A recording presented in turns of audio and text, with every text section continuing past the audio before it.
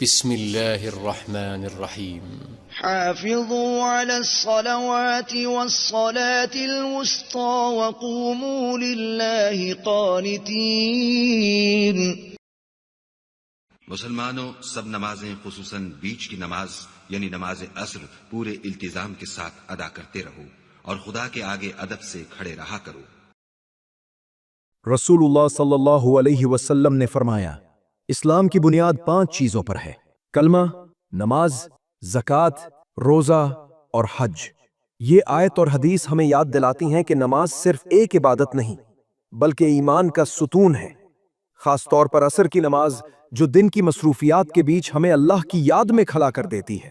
رسول اللہ صلی اللہ علیہ وسلم نے فرمایا، قیامت کے دن سب سے پہلے نماز کا حساب لیا جائے گا۔ اگر نماز درست ہوئی تو باقی اعمال بھی درست ہوں گے، اور اگر نماز خراب ہوئی تو باقی اعمال بھی خراب ہوں گے۔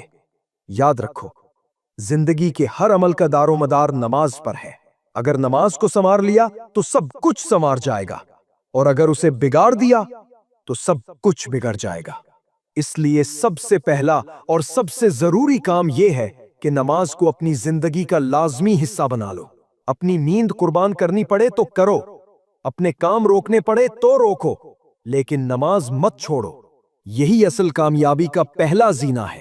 دعا کریں، اے اللہ، ہمیں نماز کا پابند بندہ بنا دے، ہمارے دلوں کو اپنی یاد سے زندہ رکھ، اور ہمیں ان لوگوں میں شامل فرما جن کی نماز دنیا و آخرت دونوں سنوار دیتی ہے۔ آمین۔